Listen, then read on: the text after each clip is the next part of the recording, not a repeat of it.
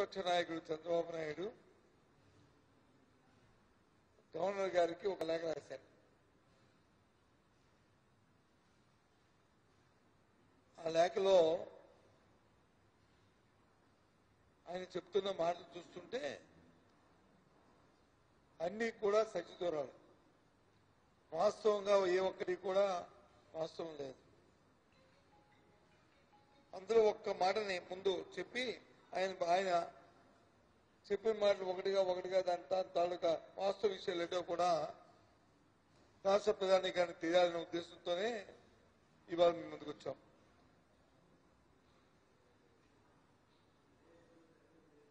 వాస్తవంగా ఈ రాష్ట్రంలో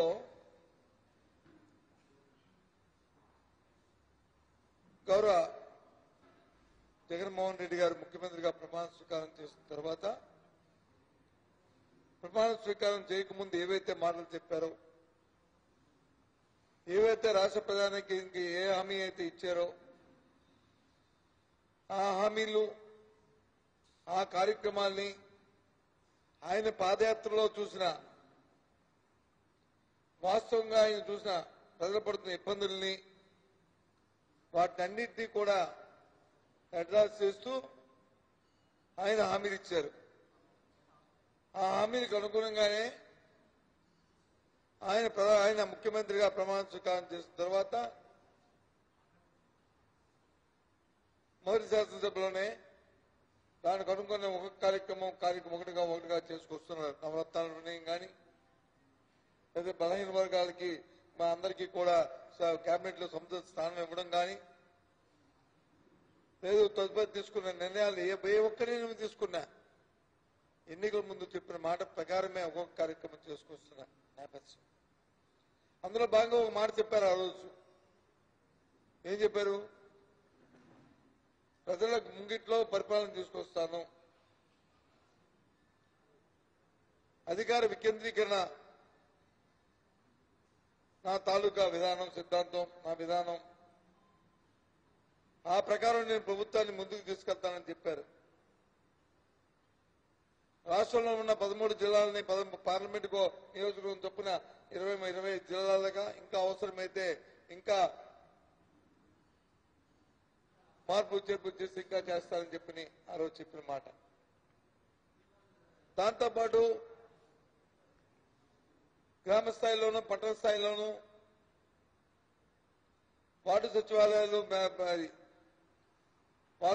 వార్డు వ్యవస్థను తీసుకొచ్చి ప్రజలకు పరిపాలన అందుబాటులో తీసుకొస్తానని చెప్పిన మాట. ఆ ప్రకారమే రాష్ట్రంలో వచ్చి, రాష్ట్రం అంటే 13 జిల్లాలు, రాష్ట్రం అంటే 5 కోట్ల మంది ప్రజలు, వారి ప్రజల తాలూకా అభివృద్ధి, శ్రేయస్సు, ఎన్నో కులాలతోనూ ఎన్నో మతాలతోనూ ముడిపడి ఉన్న మన భారత సంస్కృతిలో దానికి అనుగుణంగానే ప్రభుత్వ కార్యక్రమాలు ఉండాలి, పరిపాలన జరగాలనే ఉద్దేశంతో రాష్ట్రంలో కొత్తగా ఏర్పడిన 2014లో రాష్ట్రం ఏర్పడి ఆనాటి ప్రభుత్వం మరి ఉన్న తెలుగుదేశం పార్టీ, చంద్రబాబు నాయుడు ఆయన స్వార్థం కోసమో లేకపోతే ఒక సామాజిక వర్గం తాలూకా శ్రేయస్సు కోసమో లేదా మిగతా ప్రాంతాలను విస్మరిస్తూ ఆయన తాలూకా అన్నయ్యలు అభివృద్ధి చెందాలనే ఉద్దేశంతో పరిపాలన వికేంద్రీకరణ అంతటినీ కూడా ఒక దగ్గర కేంద్రీకరించాలని చేస్తే అది కాదు, రాష్ట్రం నలుమూలలా విస్తరించాలి, రాష్ట్రం నలుమూలలా అభివృద్ధి చెందాలి అనే ఆలోచనతో రాజధాని 3 భాగాలుగా 3 అంశాలుగా దాన్ని నిర్ణయించి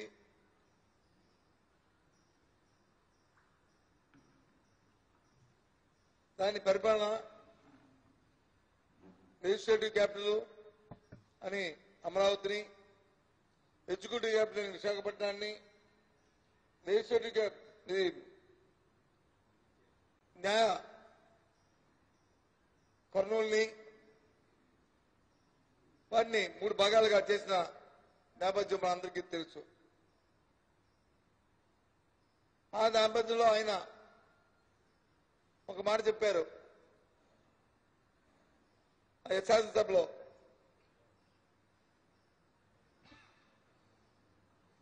కేవలం 8 కిలోమీటర్ల పరిధిలో పనులు లక్షల కోట్ల రూపాయలు వెచ్చించడం,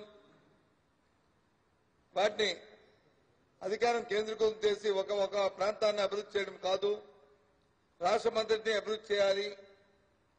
కాబట్టి దీంట్లో ఇవాళ లక్షల కోట్లు ఖర్చు పెడుతున్న ఈ నిధుల్లో 10% మనం అభివృద్ధి చేయొచ్చు. అందుకే నేను వచ్చి ఈ 3 భాగాల్లోనూ విశాఖపట్నాన్ని లెజిస్లేటివ్ క్యాపిటల్ గా నేను వచ్చి ఎగ్జిక్యూటివ్ క్యాపిటల్ గా నిర్ధారించాను.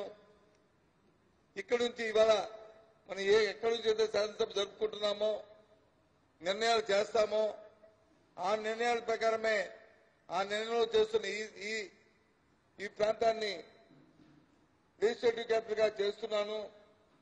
ఇక్కడే శాసనసభ ఉంటుంది, ఇక్కడి నుంచే శాసనసభ వ్యవహారాలు జరుగుతాయి. న్యాయపరమైన అంశాలన్నిటి కూడా ఎప్పుడో మరి పెద్ద మనుషుల ఒప్పందాలు ఉన్నాయి, శ్రీపాద వడంపడికి ఉంది. ఆనాటి నుంచి ఎప్పుడు కూడా రాయలసీమ ప్రాంతం వచ్చి మన అసత్వానికి లోనైంది. కర్నూలుని ఆ క్యాపిటల్ గా చేస్తున్నాను అని చెప్పి ఆయన క్షుణ్ణంగా మరి ప్రజలతో ఎన్నుకోబడిన 151 మంది శాసనసభ్యులతో శాసనసభలో ప్రత్యక్షంగా ఆయన చెప్పిన మాట. ఆ ప్రకారమే 2 బిల్లులు పెట్టి ఆ రోజు శాసనసభలో తీర్మానం పెట్టాం.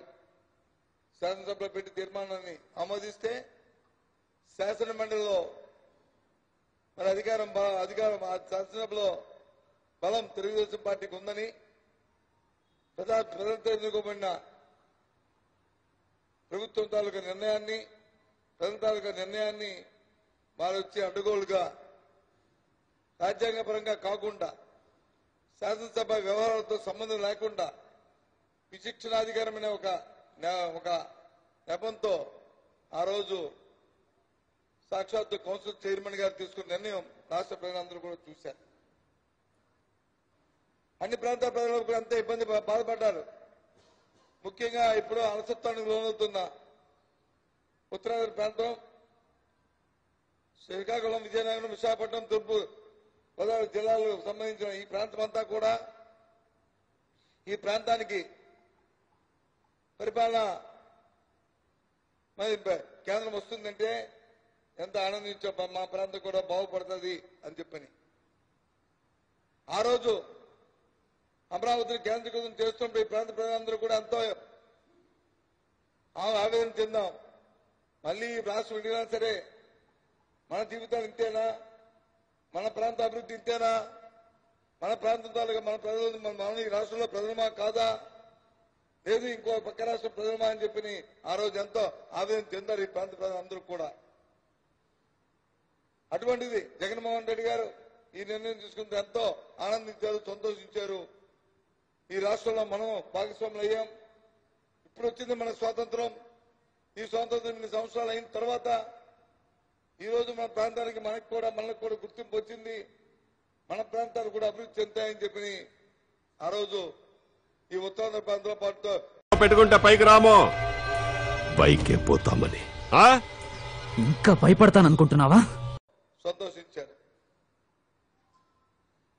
ఆ తదుపరి అక్కడ లెజిస్లేటివ్ క్యాపిటల్ అక్కడే ఉంచాలని చెప్పినప్పుడు ఆ ప్రాంత ప్రజలందరూ కూడా అవును నిజమే కదా, మనకి ఈ రాజధాని శాసనసభ ఇక్కడే ఉంటుంది, ఈ ప్రాంతం ఉంటుందని చెప్పి అక్కడున్న విజయవాడ, గుంటూరు ప్రధానికం కూడా దాన్ని ఆమోదించిన నిర్ణయం కూడా జరిగింది. ఆ తదుపరి రాయలసీమ ప్రాంతానికి సంబంధించి మా పూర్వీకులు ఎప్పటి నుంచో కూడా పోరాడుతున్న మా ప్రాంత అభివృద్ధిని ఇవాళ జగన్మోహన్ రెడ్డి గారు వచ్చి ఈ కార్యక్రమాన్ని చేశారు. ఇక్కడికి వచ్చి న్యాయపరమైన హైకోర్టు వచ్చి ప్రాంతంలో పెట్టారు, దీన్ని క్యాపిటల్ గా చేశారు అని చెప్పి ఆ ప్రాంత ప్రజలందరూ కూడా ఎంతో ఆనందించారు. ఈ రకంగా ఆ కార్యక్రమం జరిగితే మరి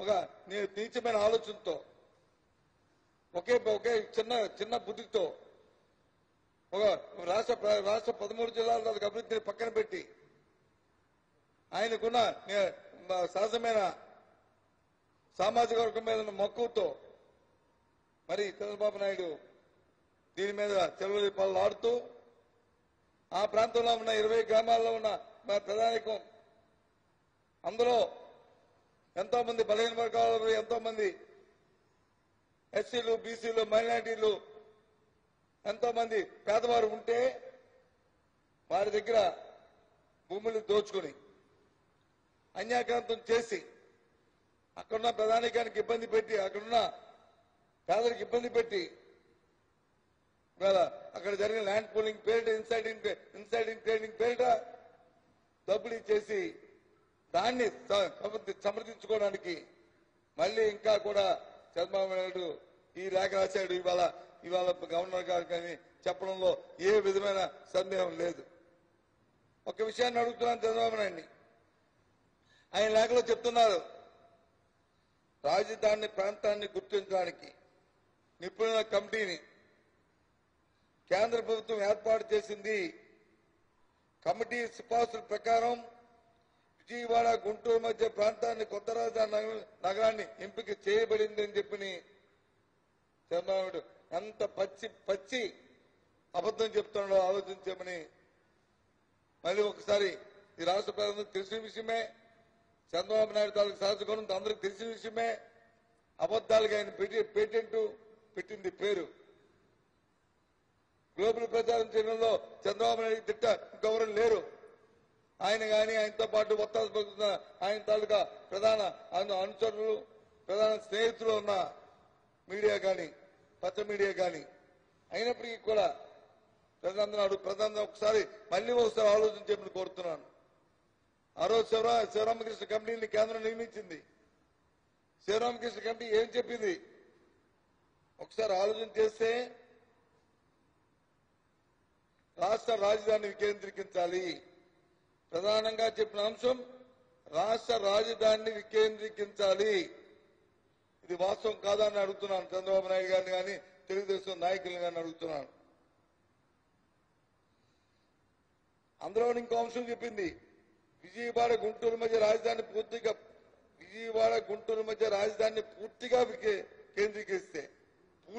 కేంద్రీకరిస్తే రాష్ట్రంలో ఇతర ప్రాంతాల అభివృద్ధి అవకాశాలు దెబ్బతింటాయి. దాంతో పాటు దేశంలో వరి ఉత్పత్తికి ప్రధానంగా దోహదపడుతున్న సారవంతమైన పంట పొలాలు నాశనమవుతాయి. ఆహార భద్రత ముప్పు వాటిల్లుతుంది. ఇది బతాచ్చా అని చెప్తున్న మాటలు కాదు. ఇవాళ ఏదో చంద్రబాబు నాయుడు గారు వచ్చి గవర్నర్ గారికి, విశ్వభూషణ్ గారికి ఏదో లెటర్ రాశారు కాబట్టి వక్రీకరిస్తూ మేము మాట్లాడుతున్న మాటలు కాదు ఇవి. ఆ రోజు కేంద్రం ఏదైతే చంద్రబాబు నాయుడు గారు కేంద్రం నియమించింది కమిటీ, దాని ద్వారా వేశానని చెప్పాడో ఆ కమిటీ పెద్దలే శ్రీరామకృష్ణ గారే మరి దీన్ని చెప్పిన మాటలు. ఇది వాస్తవం కాదని అడుగుతున్నాను. ఇది అబద్ధం అని అడుగుతున్నాను.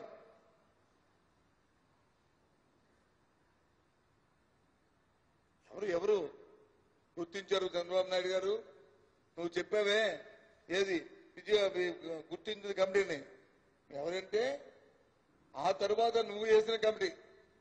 ఆ రోజు నాలాగే ఇప్పుడు ఏదైతే అర్బన్ డెవలప్మెంట్ మినిస్టర్ పోర్ట్ఫోలియోని మరి జగన్మోహన్ రెడ్డి గారు నన్ను పర్యవేక్షించమన్నారో, నేను పర్యవేక్షిస్తూ చూస్తున్నాను.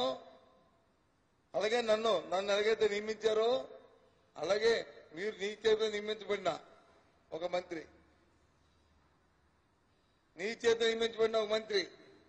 ఎందుకు చెప్తానంటే మంత్రి అనేవాడు ఎమ్మెల్యే వచ్చి ప్రజలు నన్ను ఎన్నుకుంటారు. కానీ మంత్రి మాత్రం ముఖ్యమంత్రి తాలూకా ఆలోచనతోనే, ఆయన అభిప్రాయంతోనే ఆయన సంతకం పెట్టి వీరు నా మంత్రివర్గంలో మంత్రి అంటేనే గవర్నర్ గారు మమ్మల్ని నియమిస్తారు. ఆయన తాలూకా సలహా సూచన మేరకే గవర్నర్ గారు నియమిస్తారు మమ్మల్ని.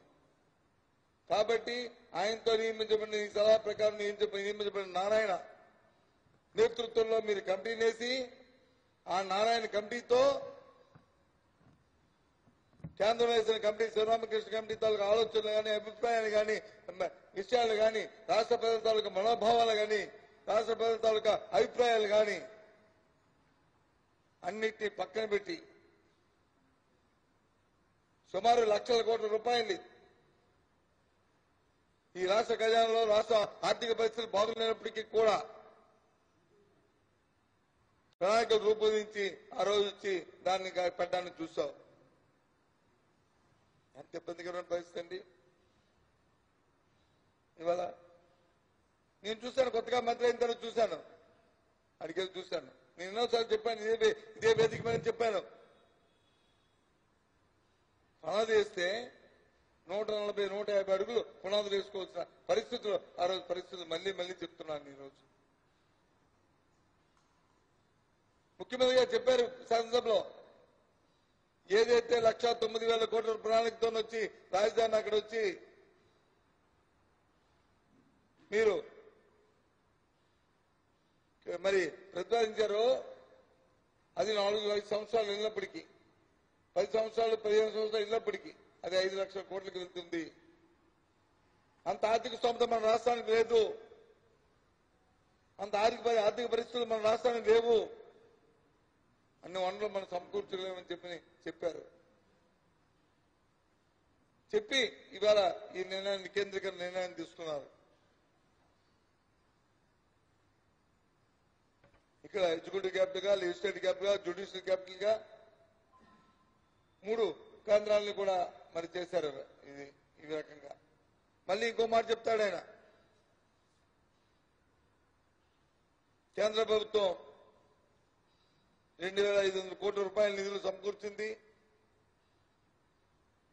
ఆయన ముఖ్యమంత్రి చేశాడు, ఆయన ఇన్ఫర్మేషన్ అంతా ఉంటుంది. దాంట్లో 10,000 కోట్ల రూపాయలు వచ్చి ఏం చేశామంటున్నారు. నేను మాట్లాడుతుంది వచ్చి కొత్త విచారణ పార్టీ కార్యకర్తను కాదు, పార్టీ కార్యకర్తతో నేను ఉన్నప్పుడు నేను పార్టీ కార్యకర్తనైనా ఈ రోజు మాట్లాడుతున్నా, అధికారపూర్వకంగా మాట్లాడుతున్నాను. ఈ శాఖను పర్యవేక్షిస్తున్న మంత్రిగా నేను చెప్తున్నాను. ఇంతకుముందు శాసనసభలో చెప్పాను, మళ్ళీ చంద్రబాబు నాయుడు తెలియాలని, తెలుగుదేశం పార్టీ ఆ నాయకులకు తెలియాలనే ఉద్దేశంతో మళ్ళీ మీ ముందుకు వచ్చి మళ్ళీ చెప్తున్నాను. కేంద్ర ప్రభుత్వం రాష్ట్రానికి సంబంధించి మరి ఇచ్చింది 1,500 కోట్ల రూపాయలు. 1,500 కోట్ల రూపాయలు government of India AP reaction act ప్రకారం ఇచ్చింది 1,500 కోట్లు మాత్రం. నువ్వు ఖర్చు 10,000 కోట్లు పెట్టాను, రాష్ట్ర ప్రభుత్వం నుంచి ఖజానా నుంచి పెట్టాను కాదు. నువ్వు ఇది ఖర్చు పెట్టింది 7,635 కోట్లు, 35 కోట్లు మాత్రమే. 7,635 కోట్లు మాత్రమే. ఆ 7,635 కోట్లలోనూ చూస్తే పనుల కోసం ఖర్చు పెట్టింది. అంటే వాస్తవంగా అక్కడ వేస్తున్న రోడ్లకు కానీ, అక్కడ వేస్తున్న కనిపిస్తున్న అరకొరగా కనిపిస్తున్న బిల్డింగ్లకు కానీ, అరకొరకు కనిపిస్తున్న వాటికి కానీ, దాంట్లో దోపిడీ కానీ అన్ని కలుపుకుంటే ప్రైజ్ ఎక్స్ట్రాతోనూ నీ దాహంతోనూ అంతా చూస్తే 5,674 కోట్లు మాత్రమే పనుల మీద ఖర్చు చేశారు. 5,674 కోట్లు మాత్రమే.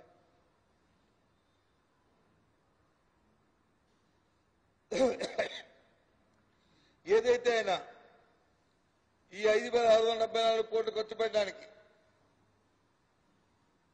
హడ్కో నుంచి లోన్ తీసుకొచ్చాం, మన తాలూకా బాండ్స్ అమ్మారు, ఈ కార్యక్రమం చేశాం. మాటు లోన్లు కట్టడానికి, ఆ ఇంట్రెస్ట్ లోన్లు హడ్కో ఆపే రీపేమెంట్లు కట్టడానికి 329 కోట్లు. ఇది ఈ 5,674 కోట్లు ఖర్చు పెట్టడానికి ప్రభుత్వ ఖజానా నుంచి కాదు, మన బడ్జెట్ నుంచి పెట్టలే, బయట నుంచి అప్పులు తీసుకొచ్చి పెట్టారు. ఇది ఆ అప్పుల తాలూకు ఈఎంఐ వడ్డీలు కలిపి ఇంట్రెస్ట్ కలిపి 329 కోట్లు ఖర్చు పెట్టారు. ఎంత చెప్పితే ఎంత బాధగా ఉండదంటే, ఎంత కడుపు తరుక్కుపోతుంటే అర్థం అవుతుంది. ఈ ప్లాన్లు వేసారు చూసారండి, మండ్లు కొట్టుకుంటూ ఇంటికి ప్లాన్లు వేస్తాం. అలాగా వాటికి ప్లాన్లు వేసిన వాళ్ళకి, ఈ ఆర్కిటెక్చర్ ప్లాన్లు వేసిన వాళ్ళకి అడ్వాన్స్ గా ఇచ్చింది, పూర్తిగా ఇచ్చింది కాదు. పూర్తిగా ఇచ్చింది కాదు సుమా, ఇదంతా అమ్మ పూర్తిగా ఇచ్చారు కానీ పూర్తిగా ఇచ్చింది కాదు.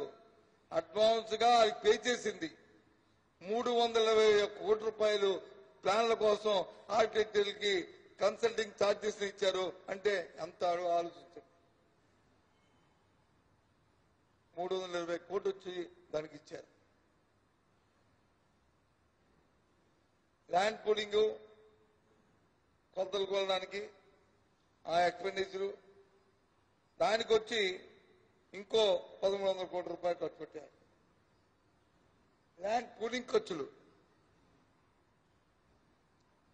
ల్యాండ్ పూలింగ్ అంటే ఎస్టాబ్లిష్మెంట్ కి వాటికి అయిన ఖర్చులు 1,300 కోట్లు వెరసి 7,635 కోట్లు. ఇది ఎక్స్పెండిచర్. వాస్తవంగా పనుల కోసం ఖర్చు పెట్టిందంతా 5,674. ఇది వాస్తవం, ఇది రికార్డు.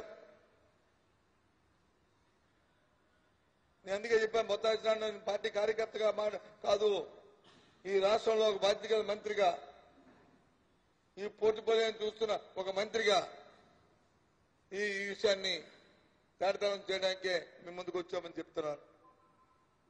జగన్మోహన్ రెడ్డి గారు తీసుకున్న నిర్ణయం, మా ముఖ్యమంత్రి గారు తీసుకున్న నిర్ణయం, ఈ రాష్ట్రం సౌకర్యంతో అభివృద్ధి చెందాలని, అన్ని ప్రాంతాల్లో అందరూ కూడా సుఖంగా సంతోషంగా ఉండాలని చేసిన కార్యక్రమానికి ఏ విధంగా తూట్లు పొడుస్తున్నారో చెప్పాలని ఉద్దేశంతో మేము ముందుకు వచ్చాం. ఇవాళ ఇది వాస్తవం కాదని చెప్పని మరి రాష్ట్ర ప్రధానికి తెలియజేస్తూ ఆ నాయకులను అడుగుతున్నాం.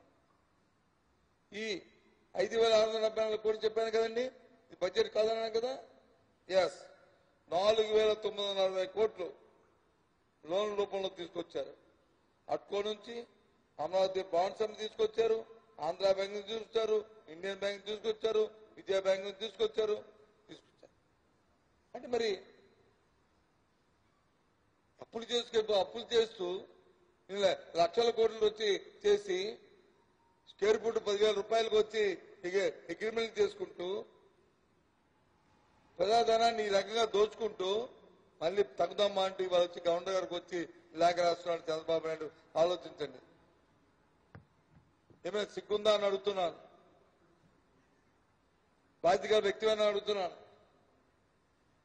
అసలు ఈ రాష్ట్ర ప్రధాని పట్ల ఏమాత్రమైనా నీకు బాధ్యత ఉందా అని చెప్పిన అడుగుతున్నాను. మళ్ళీ ఇంకంటారు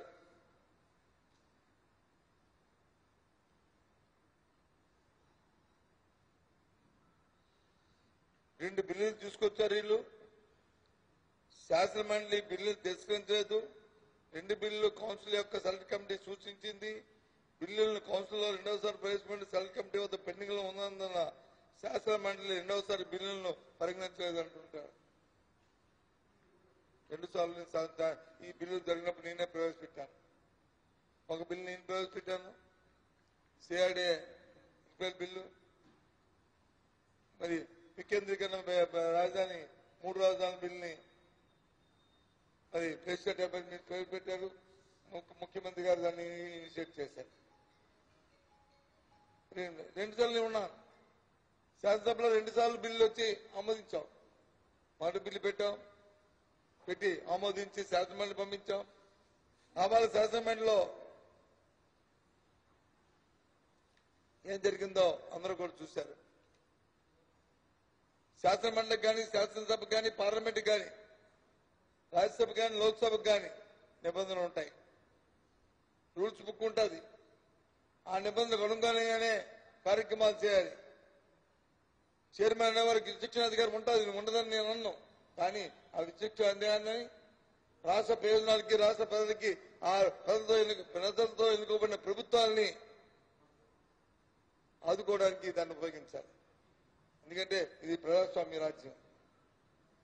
ప్రజాస్వామ్యంలో ప్రజలతో ఎన్నుకోబడిన వాళ్ళ తాలూకా అభిప్రాయాల్ని, హక్కులకి కాపాడాల్సిన బాధ్యత ప్రజలు మ్యాండేట్ ఇచ్చేది. మేమేమి చంద్రబాబు నాయుడు గారు దొడ్డుదారిలో నుంచి రాలే. ఎవరినో ఎన్నిపోటు పొడిచి అధికారానికి వచ్చిన సాంప్రదాయం కాదు.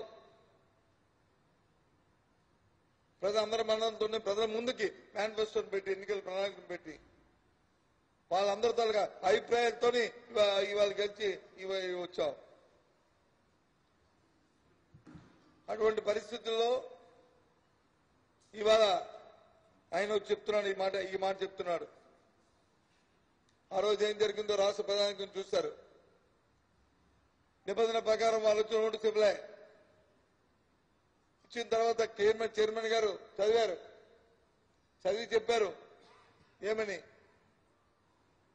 తెలుగుదేశం పార్టీ సమయానుకూలంగా కానీ నిబంధనలకు అనుగుణంగా కానీ వాళ్ళు కార్యక్రమం చేయలేదు.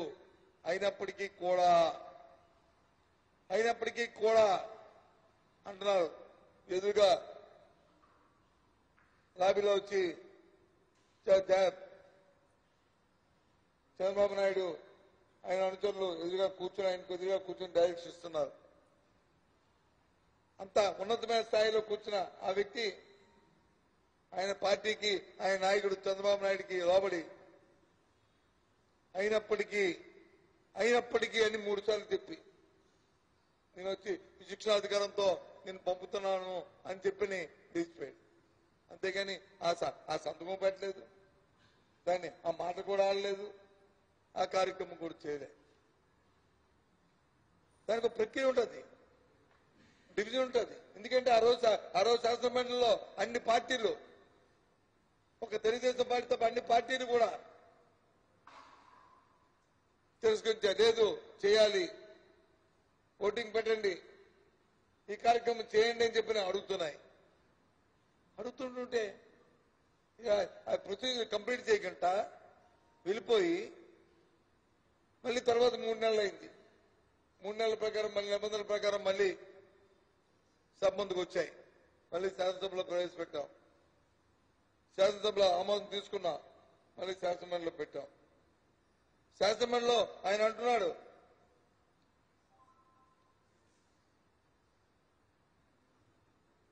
శాసనసభ నిబంధనల ప్రకారం ఆమోదించలేదు. మరి చైర్మన్ గారు వచ్చి దాన్ని మరి ప్లేస్ చేయడం, ఒక విషయాన్ని నిన్న మొన్న రామకృష్ణ గారు మాట్లాడారు, ఇవాళ వచ్చి ఈయన రాస్తున్నాడు. శాసనమండలి చైర్మన్ గారే దాన్ని శాసనమండలిలో టేబుల్ చేశారు. టేబుల్ ఎవరు చేస్తారండి? ఆయన ఆమోదం లేకుండా చేయగలమా? శాసన మండలి చైర్మన్ తాలూకు ఆమోదం లేకుండా ఏ పేపర్ అయినా సరే టేబుల్ అవుతుందా? ఏం రామకృష్ణ గారు, ఆ విషయం తెలియదా మీకు? టేబుల్ చేశారు, చేసి దాని మీద చర్చించమన్నారు. చర్చకొచ్చి మేము రెడీ అన్నాం. ఏదైతే రీఅప్రూవల్ బిల్లు ఉందో ఆ బిల్లు మనకు అత్యవసరం కాబట్టి ముందు వేగంగా చేయండి అన్నాం. పోనీ ఆఖరికి వచ్చి సరేలే ఏదో చేయండి అని చెప్పినా సంఖ్యాబలం ఉందని చెప్పని వీధి రౌడీలాగా ఆ శాసన మండలిలో తెలుగుదేశం పార్టీ సభ్యులు మా మంత్రుల మీదకి వచ్చి దాడికి వచ్చారు. దుర్భాష ఆడారు. శిక్షణ రహితంగా ఇష్టారాజ్యంగా చేశారు. సాక్షాత్తు శాసన మండలిలోనే చంద్రబాబు నాయుడు కొడుకు లోకేష్ నిబంధనల విరుద్ధంగా కెమెరాలతో సెల్ ఫోన్ పట్టుకుని ఇవన్నీ దృశ్యాలని అటు ఇటు దృశ్యాలను వచ్చి వక్రీకరిస్తూ తీయడం మొదలుపెట్టాడు. సాక్షాత్తు డిప్యూటీ చైర్మన్ గారే లోకేష్ గారు మీరు పని చేయకూడదు, ఆపండి అని చెప్పారు. ఇవన్నీ రికార్డు, ఇవన్నీ వాస్తవాలు. అంటే ప్రజాస్వామ్యంలో ప్రజలు ఎన్నుకుంటే జీర్ణించుకోలేకపోతున్నారు. ప్రజల తాలూకా అభిప్రాయాన్ని వచ్చి గౌరవించే మరి స్తోమత కానీ స్థాయి కానీ ఆలోచన కానీ మరి ఇవాళ తెలుగుదేశం పార్టీకి లేదు. దురదృష్టం. ఇది వాస్తవాలు కాదా? 30 రోజులు అయిపోయిన తర్వాత 3 నెలలు అయిపోయింది. మళ్ళీ బిల్లు వచ్చాయి. మళ్ళీ బిల్లులో శాసనసభ వేసింది. శాసన మండలిలో వచ్చి మళ్ళీ గొడవ పెట్టి హౌస్ అడ్జెంట్ చేశారు. కానీ 30 రోజులు అయిపోయింది. నిబంధనల ప్రకారం 30 రోజుల్లో కానీ రెండోసారి కానీ శాసనమండలి కానీ ఆమోదించకపోతే ఆటోమేటిక్ గా డీమ్డ్ అది ఆమోదించినట్టే. అది నిబంధనలో ఉంది, చట్టంలో ఉంది, రాజ్యాంగంలో ఉంది. దాన్ని ఎవరు అడగకలే. రామకృష్ణ తాలూకా సలహా కానీ లేదా చంద్రబాబు నాయుడు తాలూకా సూచన కానీ అక్కర్లేదు. దీనికి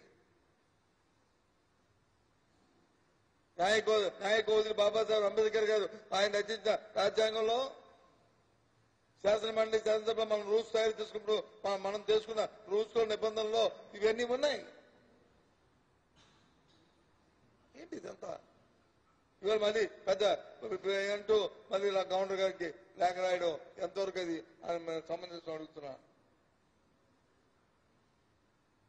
మీకు ఈ ప్రాంత అభివృద్ధి ఇష్టం లేదా?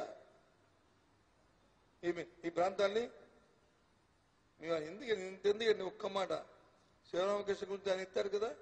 శివరామకృష్ణ గారు ఏమన్నారో చెప్తాను ఒక్క మాట. ఏ రకంగా ఈయన్ని అన్నారు.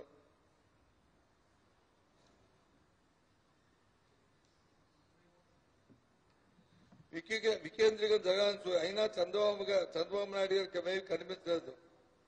శివరామకృష్ణ హిందీలో ఒక మాట చెప్పారు కూడా, ఒక వ్యాసం కూడా sir. I on capital loss of vision.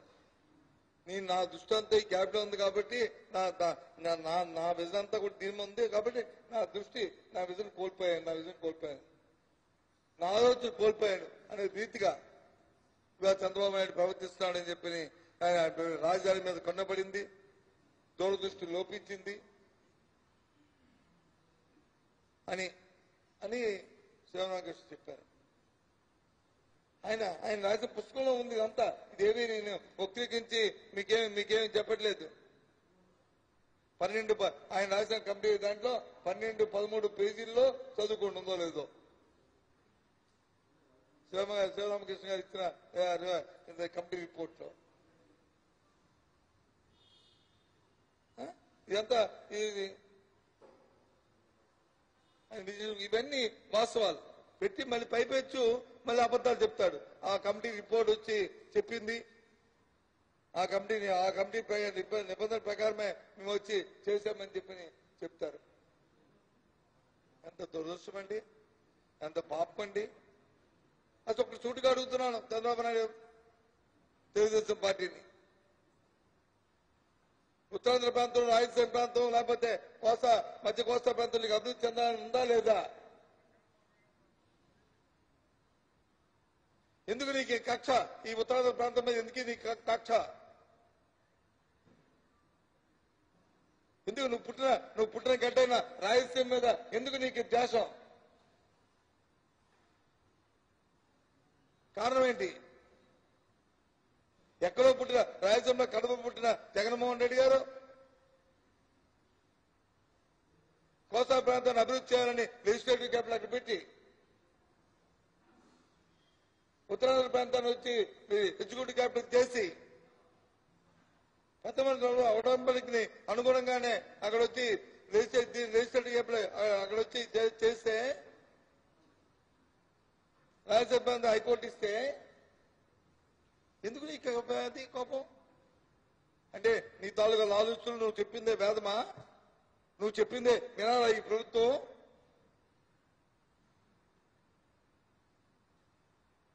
న్యాయం చెప్తే నువ్వు సక్రమమైనడైతే అనొచ్చు.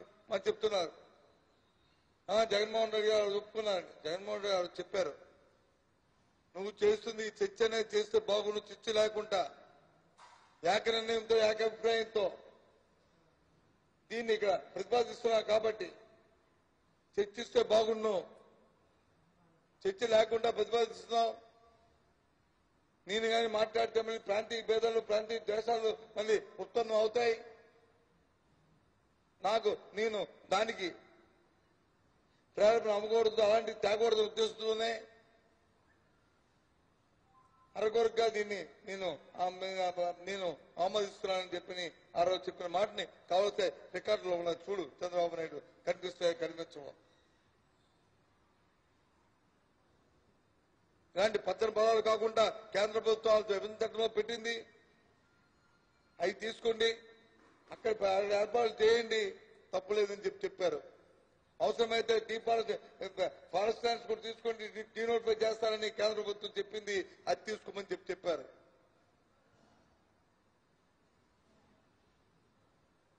ఇవాళ వచ్చి అభివృద్ధి చెందుతున్న శరవేగంతో అభివృద్ధి చెందుతుంది విశాఖపట్నం.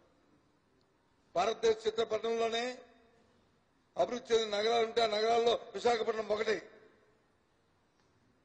ఈ నగరంలో ఇవాళ ఎగ్జిక్యూటివ్ క్యాపిటల్ ఉండాలంటే పరిపాలనా కేంద్రంగా చేయాలంటే లక్షల కోట్లు, వేల కోట్ల డబ్బు ఇక్కడ ఖర్చు పెట్టిన అవసరం లే. ప్రజాధనాన్ని దుర్వినియోగించడం అవసరం లే. ప్రజల తాలూకు కష్టాన్ని ఇవాళ దోచుకోవాల్సిన అవసరం లే. నీ తాలూకు నీలాంటి ఒక్కరి బుద్ధితో అందులో 10% ఈ ప్రాంతంలో, ఈ విశాఖపట్నంలో ఈ ప్రాంతాల్లో పెడితే దాని అదే ఉత్పన్నం అవుతుంది. సెల్ఫ్ సస్టైన్ అంటాడు. ఎక్కడ సెల్ఫ్ సస్టైన్? 5,000 కోట్లు ఖర్చు పెట్టి 5,500 కోట్లు ఖర్చు పెట్టి 4,900 కోట్లని నువ్వు అప్పు తీసుకురావడమే కాకుండా అందులో 300 కోట్లు వచ్చి నువ్వు కన్సల్టెంట్లకి వీరికి ఇచ్చి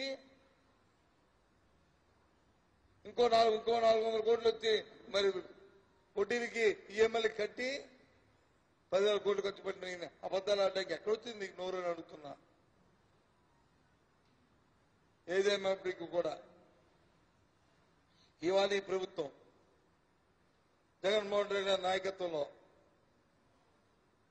ఏదైతే మాట చెప్పారో ఎన్నికల ముందు ఆ మాట ప్రకారమే, ఆ మాటకు కట్టుబడి 100% ఈ రాష్ట్రంలో 5 కోట్ల మంది ప్రజల తాలూకా ప్రయోజనాన్ని కాంక్షించి అన్ని ప్రాంతాలు అభివృద్ధి చేయాలని ఏదైతే శాసనసభలో ప్రవేశపెట్టిన తీర్మానం ఏదైతే ఉందో 3 రాజధానులు ఆ ప్రకారమే మరి ప్రభుత్వం ముందుకెళ్తాది. శాసనసభలో కానీ శాసన మండలిలో కానీ నిబంధనలకు అనుగుణంగానే రాజ్యాంగబద్ధంగానే బిల్లులు ప్రవేశపెట్టారు. ఆ బిల్లుల్ని గవర్నర్కి పంపాం తప్ప అందులో ఏ విధమైన చంద్రబాబు నాయుడు అబద్ధాల కోరు చెప్పు. ఆయన నిన్న ఎవరు విన్నాను, ఆయన ఈ రామగుడి అన్నాడు గవర్నర్ గారు కూడా శిక్షణాధికారాన్ని ఉపయోగించాలంట. అంటే శిక్షణాధికారం అంటే నాకు అర్థం అవట్లేదు. ఈ పదార్థం ఇదేం పదార్థమో తప్పు.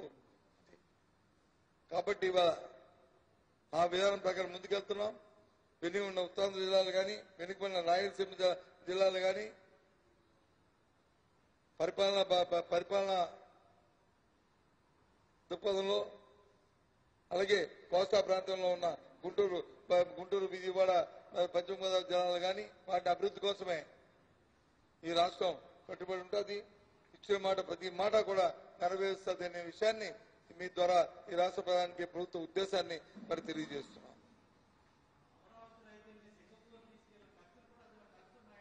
ఉంటాయండి, ఉంటాయి అన్ని ఖర్చులు ఉంటాయి. అవన్నీ కలిపి 7,000 అన్నపూర్ణ సింగపూర్ తీసుకెళ్ళి మనల్ని తీసుకెళ్ళి లేవు. ఇక్కడ నుంచి తీసుకెళ్లి చూపెట్టారు కదా రోడ్లు, అవన్నీ చూపెట్టారు కదా చేయని రోడ్లు నాటి అవి లేవు మనలో. ఇది కూడా ఉంది. ఏది పోలవరం కాదు, పోలవరం ఎందుకు ఉండదు? ఇదే మర్చిపోయాను.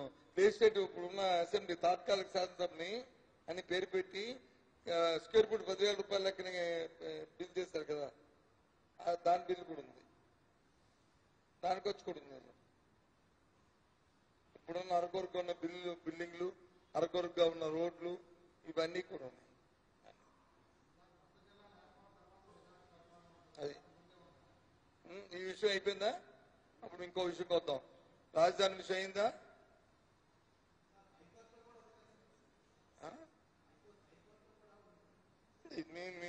మేము ఇందాకేం చెప్పాను మీకు? రాజ్యాంగబద్ధంగా, చట్టబద్ధంగా, న్యాయబద్ధంగా కార్యక్రమాలు చేస్తాం తప్ప దేన్ని కూడా మేము అతిథులమే మాత్రమే కార్యక్రమం చేయం. దానికి అనుగుణంగానే లోబడే మా విధాన వికేంద్రీకరణ, 3 రాజధానులు, మరి ఒక పార్లమెంట్కి ఒక జిల్లా లేకపోతే అవసరం అనుకుంటే ఇంకొక జిల్లాలు ఎక్కువ తక్కువ చేయడమో దానికి ఒక కమిటీ వేశారు సిఎస్ తోని. ఆ కమిటీ అధ్యక్షత, ఆ కమిటీ రిపోర్ట్ ఇచ్చిన తర్వాత ఆ కార్యక్రమం జరుగుతుంది.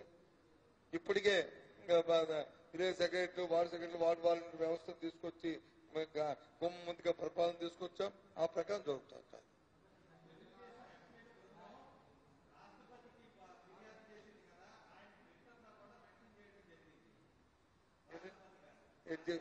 ఏం చెప్పారు?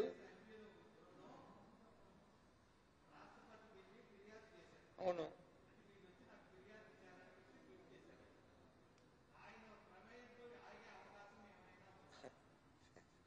మీరు పొద్దున రాష్ట్రపతి గారికి అపాయింట్మెంట్ పెట్టి, సార్ మిమ్మల్ని కలవాలనుకుంటున్నాను, భారతదేశంలో ఒక పౌరుణ్ణి అని అంటే మీరు కూడా వస్తారు. మీరు ఏదైనా చెప్తే వింటారు.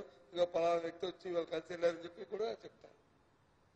నాకు దేశం వరకు ఎందుకంటే నేను పార్లమెంట్ సభ్యుని చేశాను కాబట్టి, నేను ఎన్నోసార్లు రాష్ట్రపతి కలిసాను కాబట్టి, ఎన్నో ప్రజా సమస్యలు కానీ లేకపోతే విషయాలు కానీ తెలిసిన విషయాలు కానీ దృష్టికి తీసుకెళ్ళినప్పుడు ఈ విధంగా చెప్తాను.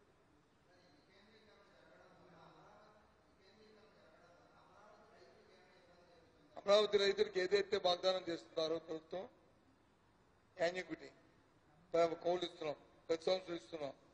దాన్ని మళ్ళీ 5 సంవత్సరాలు పెంచాం. అంతకుముందు 10 సంవత్సరాలు అంటూ 15 సంవత్సరాలు చేశాం దాన్ని కౌలుని, అన్నింటినీ కూడా. దాన్ని రేట్ ఆఫ్ ఇది కూడా పెంచాం. మరి అంతకంటే ఇంకేం? దాంతో పాటు ఆ ప్రాంతాన్ని అభివృద్ధి చేస్తాం, అభివృద్ధి చేసిన ప్లాట్లు ఇస్తామని చెప్పారు. అభివృద్ధి చేయడానికి ప్రణాళిక రూపొందించాం. ఇగో ఈ ఆషాఢ మాసం అయిపోయిన తర్వాత శ్రావణ మాసంలో మంచి ముహూర్తం చూసుకుని ఆ పనులు కూడా మరి ప్రారంభిస్తున్నాం. నేను మొన్న వెళ్ళి చూసి వచ్చాను. ముఖ్యమంత్రి గారు చెప్తే అన్ని పరిశీలించి వచ్చాను. ఏ రకమైన ప్రణాళిక చేయాలో అన్ని ఆలోచన చేస్తాం. ఇప్పటికే అన్నింటినీ కూడా తయారు చేస్తాం. మరి త్వరలో స్టార్ట్ చేస్తాం. సరే, నువ్వెందుకు నిద్రపోతున్నావంటే నేనేంటి చెప్తాను? కాదు, నువ్వెందుకు నిద్రపోతున్నావు నేనేంటి చెప్తాను? నువ్వు నటిస్తుంటే ఏం చేస్తాను నేను? నువ్వు నటిస్తుంటే ఏం చేస్తాను? ఒక పార్టీ పరంగా చేస్తున్నారు, చంద్రబాబు నాయుడు పరంగా చేస్తున్నారు. చేస్తే మనం ఏం చేస్తాం? అయినప్పటికీ మానలే కదా, మా పని మేము చేసుకెళ్తున్నాం.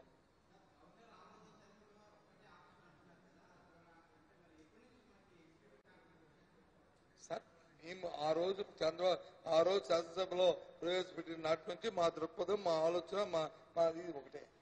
ఏవైతే చంద్రబాబు నాయుడు లాంటి కుతంత్ర పడుతున్న ఈ చుట్టూ శక్తుల తాలూకా అన్నింటినీ ఛేదించుకుని ఇది ప్రారంభిస్తాం. చెప్పండి.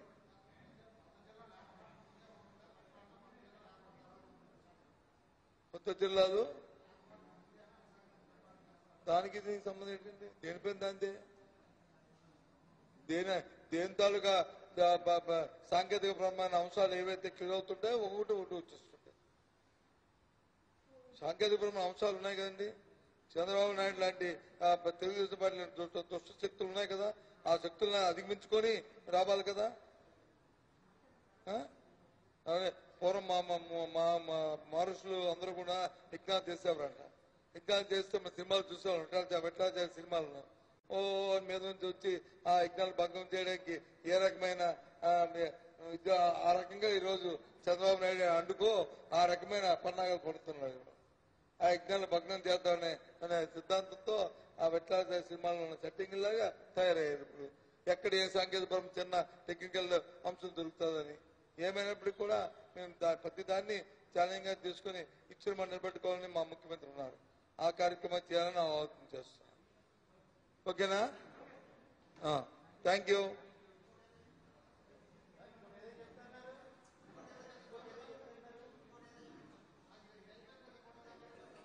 నేనలే ఆయన మాట్లాడుతున్నప్పుడు జిల్లాల గురించి అడిగితే ఫస్ట్ రాజధాని అంశం అయిపోతే అప్పుడు ఇంకో విషయం మాట్లాడుకుందాం.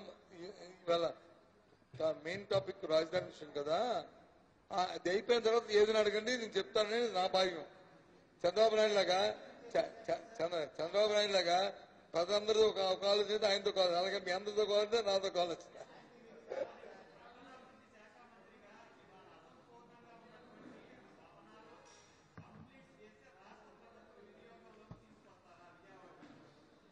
మీ ప్రశ్నకు ఆన్సర్ కావాలంటే అందరినీ సైలెంట్ ఉండమని నేను చెప్తాను.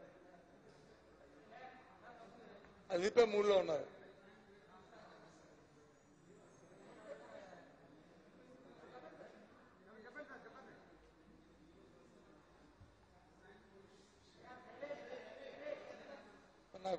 నాకు అటెన్షన్ రాదు.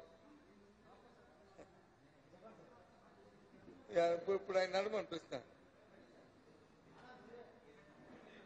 ఏం ప్రశ్న ఇస్తారు?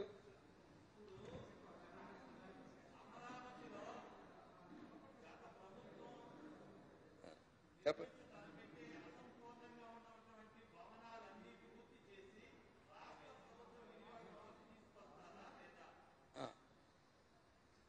మీరు అడిగిన విషయాన్ని గత నెలలో నేను వచ్చి అమరావతి ముఖ్యమంత్రి గారి ఆదేశంతో పర్యటించినప్పుడే చెప్పాను. అంతకుముందు చెప్పాను, మళ్ళీ మొన్న కూడా చెప్పాను. ఏం చెప్పాను? ఏదైతే లెజిస్లేటివ్ క్యాపిటల్ ఇక్కడ ఉంచామో ఈ కార్యక్రమాన్ని ఇక్కడ ఈ ప్రాంతాన్ని అభివృద్ధి చేయాలనే ఆలోచన ఉంది. అందులో భాగంగానే గత ప్రభుత్వం ల్యాండ్ పూలింగ్ లో వచ్చి రిటర్న్ ప్లాట్స్ వచ్చి వాళ్ళకి ఇచ్చింది. వాటిని అభివృద్ధి చేసి వాళ్ళకి ఇవ్వాలి. ఈ ప్రాంతాన్ని అభివృద్ధి చేయాలి. కనీసం ఈ 5 సంవత్సరాలు కాలపరిమితిలో కరకట్ట రోడ్డు కూడా కనీసం మెయిన్ రోడ్ నుంచి దానికి అప్రోచ్ కూడా ఇదైపోయింది కదా ప్రభుత్వం. చాలా దురదృష్టకరమైన దౌర్భాగ్యమైన పరిస్థితి. కాబట్టి ఇవాళ అవన్నింటినీ పూర్తి చేయాలని ఆలోచనకు వచ్చాను. అన్ని కూడా పూర్తిగా కూడా ఒక కార్యాచరణ ప్రకారం ఒక పద్ధతి ప్రకారం ప్రతిదీ అభివృద్ధి చేస్తామని అలా చెప్పాను. ఆ మాట మీద ప్రభుత్వం ఉంది. ఈ మాట కూడా ఈ సమస్య నిర్ణయం చేసి చెప్పిన మాట.